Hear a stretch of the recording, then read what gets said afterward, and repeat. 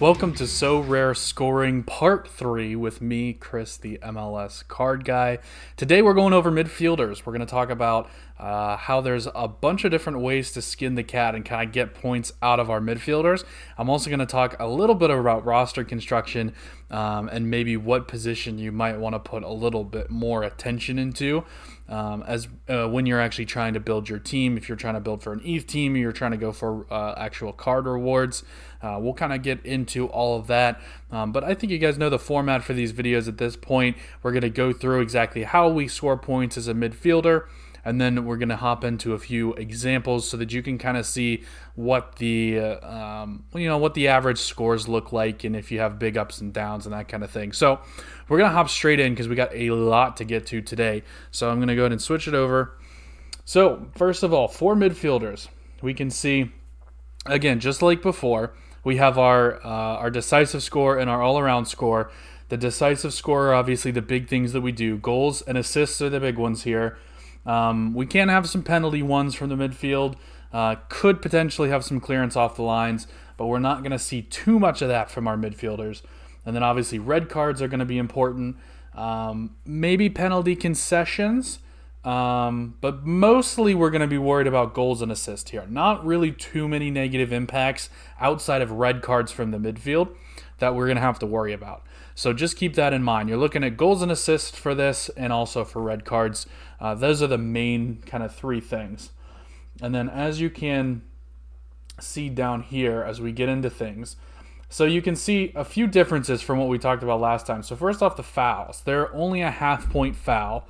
So it's not quite as detrimental to have a guy that commits a lot of fouls. And also you get a half point for getting fouled.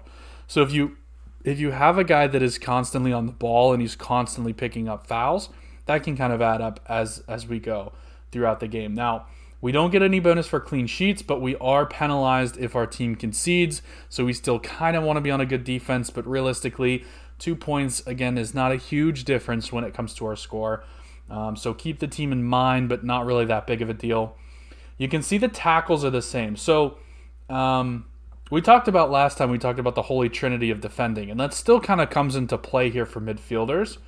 But I want to point something out. So for tackles, it's 3 for a defender, 3 for a midfielder. Now when we come out down here to duels, the duels are way less important, right? So if we win a duel, we're up a half a point. If we lose a duel, we're down a half a point. Not really a huge deal either way there. Whereas with the defenders, it was 1.5 points and 2 points every time. It was a much bigger deal to have guys that could win duels as a defender. Here, we're not really super worried about the won and lost duels. And then you can see interceptions are actually worth less too. So defender, it's worth 3, and interceptions, it's worth 2. So for the holy trinity of defending, if we do have a guy that's a big defensive midfielder, we're going to be more worried about tackles. We're going to be more worried about him kind of getting in and getting dirty. And we're not really too worried about how many times he fouls. It's obviously half as important as before. So here we're definitely a lot more. We want a guy who will get stuck in, and win us some tackles. That's going to be how we're going to realistically build up a lot of points as a defender.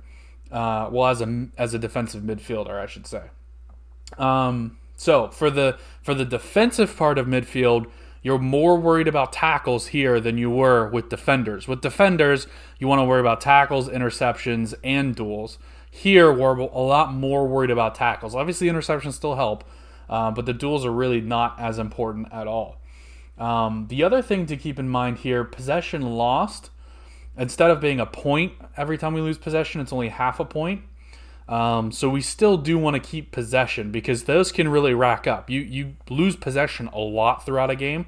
So you do want to pick guys who don't lose possession constantly. So just keep an eye on that if you are going through stats trying to look for somebody. Let's see what else. So then when we talk about going forward from a midfield perspective, big chances created are going to be pretty huge here. Obviously 3 points. That's still 3 points for a defender, but we're not going to have too many big chances created as a defender. As a midfielder, there's a lot more of a chance of you actually creating a chance. That's kind of what obviously some players are there for, is to create chances for other players. And then when we get into the accurate passes, accurate final third pass, accurate long balls, these are all still important. So we still want to be involved in the build-up play. Long pass into opposition, we don't get any points for. Missed pass, we're still losing points on that. And then down here, shots on target. You can rack up some... I keep hitting the right click. You can hit some shots on target here as a midfielder. So keep an eye on this. 3 points for every shot on target. If you get 2 or 3 shots on target a game, that's 6 to 9 points right there. That could be really beneficial in taking you from a good game to a great game, or even from a pretty bad game to a good game at least. So as I said in the open, there's kind of multiple different ways that we can kind of go about getting points as a midfielder. So we have our different kind of traditional positions, which I'll go through a couple of examples for each so that you can see the different levels of how they perform. So first, we're going to go with the gold standard guys, right? So first off, we're looking for guys that are both offensive and defensive, contribute in the build-up, score goals, assist, tackle, everything, right? We're looking for the best of the best. So Atuesta is a huge part of LAFC. He creates a ton of chances for them, and you can see his graph down here. And then if I scroll down here, you can see he's winning a lot of his points over here in the decisive column. Not too many goals or assists, actually, because he is a little bit more deep lying. But he does occasionally pop up with a goal or an assist, and even when he doesn't, he can still pop up and hit one of these big scores. So that's one thing. If you're getting a ton of tackles, you're involved in the play, Atuesta is everywhere throughout a game for LAFC, you're going to see him have a pretty high ceiling every single game.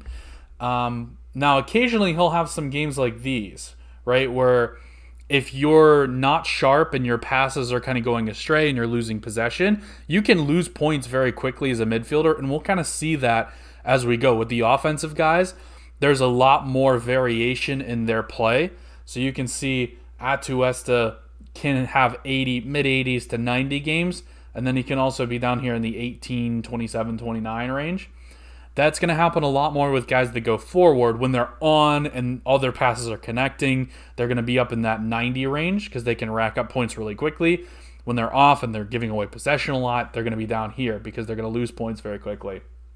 So Atuesta is a good example of kind of both sides of the ball. He gets tackles. He also contributes in the build-up. He also creates chances for LAFC. The other kind of gold standard guy is João Paulo from Seattle. So you can see his chart looks very similar, right? He actually has a few more 100 games, but we're not super worried about the difference between 100 and 95. It's 5 points. So we're more worried about kind of this section in here. Maybe just a slight step down from Atuesta in as far as what his good games are looking like, but he obviously does have that extra gear that he can go to, I guess, if you want to say.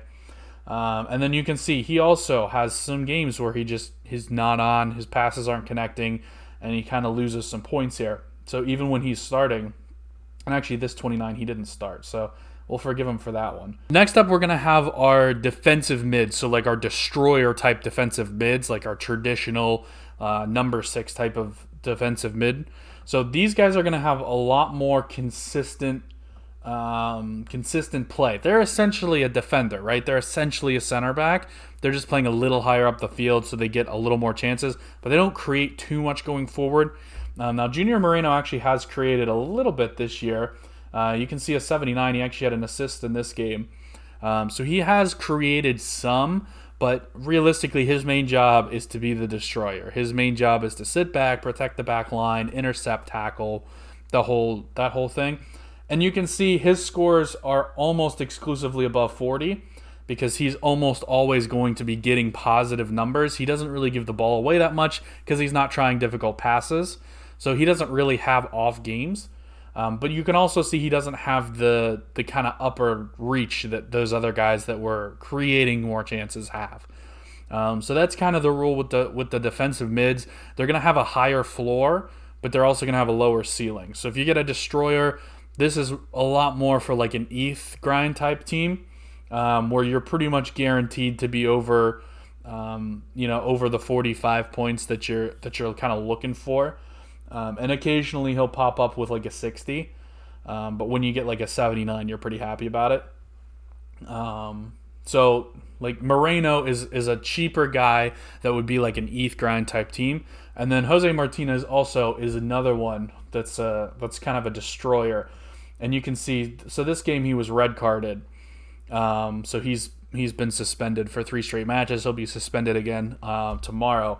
But outside of that, you can see he rarely, again, is rarely below 39. Hasn't really had a great start to the season, to be honest. But he is generally in that mid-50s range. Sometimes he can dip up to like 60, 70 if he's having a really good game. But this is kind of what you're getting with your more destroyer-type players. You're getting a high floor and a low ceiling. Okay?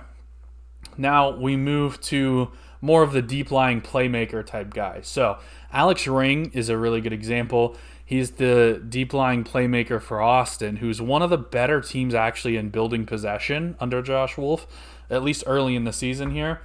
Came over from NYCFC, and he's actually had a really good start to the season. Now, he did get a red card also, so he'll be suspended tomorrow as well.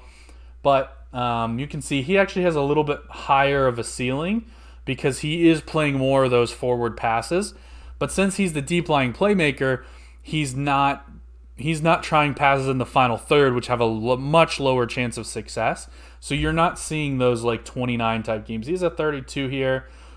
But realistically, he only has 1 game, 2 games maybe, where he's going down. He's almost always going to be up towards the 40s. And, most games he's going to be up in the mid-50s.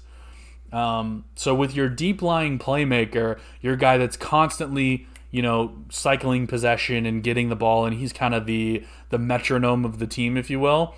This is kind of what you're going to see. A little bit higher ceiling than the destroyer defensive mids, but not quite as high a floor, maybe slightly lower, but pretty comparable as far as being a high floor. And they do have a little bit higher of a ceiling. So these guys tend to be just a little bit more expensive than the destroyers.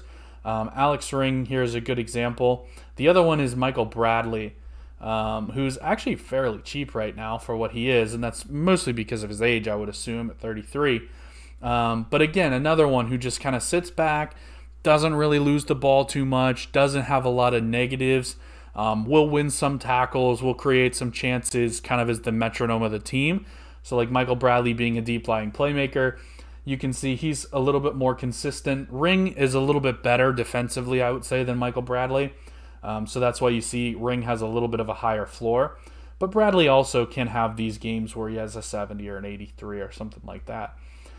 So with your deep-lying playmakers, slightly different than your destroyer defensive mids in that they have a slightly higher ceiling, but not quite as high of a floor. And then you have your kind of number 10s. You have your attacking midfielders. You have your guys that are out there to score goals, to assist. We'll get into more of this with the forwards. But again, these guys have a much lower floor. So you're going to have some games where they just don't have it for whatever reason on that day. And they come up with a 20. So Robin Lott is a good example of a guy that's going forward a lot. You can see goals and assists when he scores. So I'll bring this down here. So you can see how many 60s he has in this column. A 60 is either a goal or an assist, pretty much for a midfielder. He has a bunch of goals and assists spread all throughout here. So that's why he's been so consistently high. His points don't really come from here a whole lot. He does kind of bring the team forward some, but he's also going to give the ball away some, so his score is going to come back down.